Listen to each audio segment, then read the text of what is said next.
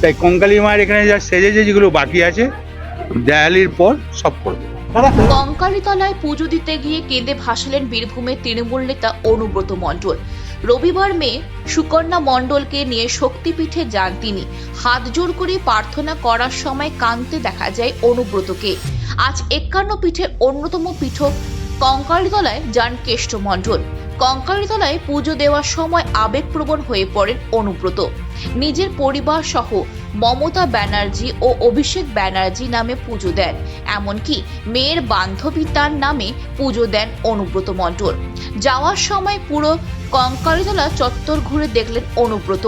তিনি জানান, শুধু কঙ্কালীতলা না, তারাপীঠ থেকে শুরু করে যত পীঠ আছে মমতা বন্দ্যোপাধ্যায় উন্নয়ন করেছে। কঙ্কালীতলায় যদি কিছু উন্নয়ন বাকি থাকে তাহলে কালী পুজোর পর সেটাও করে দেবেন, এমনটাই জানান অনুব্রত মণ্ডল। তিনি আরও বলেন, কঙ্কালীতলায় আসার জন্য ছটপট করছিল মন, তাই কঙ্কালীতলা এসেছি।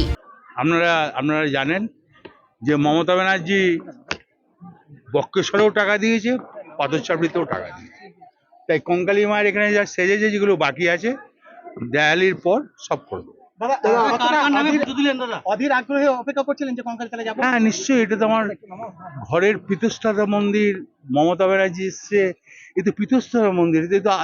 এ তো আসার জন্য ছটফট করছি। মা ডাকলে মায়ের কাছে যাবো, তারাপীঠ যাবো, সব জায়গায় যাবো। বীরভূম থেকে প্রসূন দাসের রিপোর্ট, খবর বাংলা।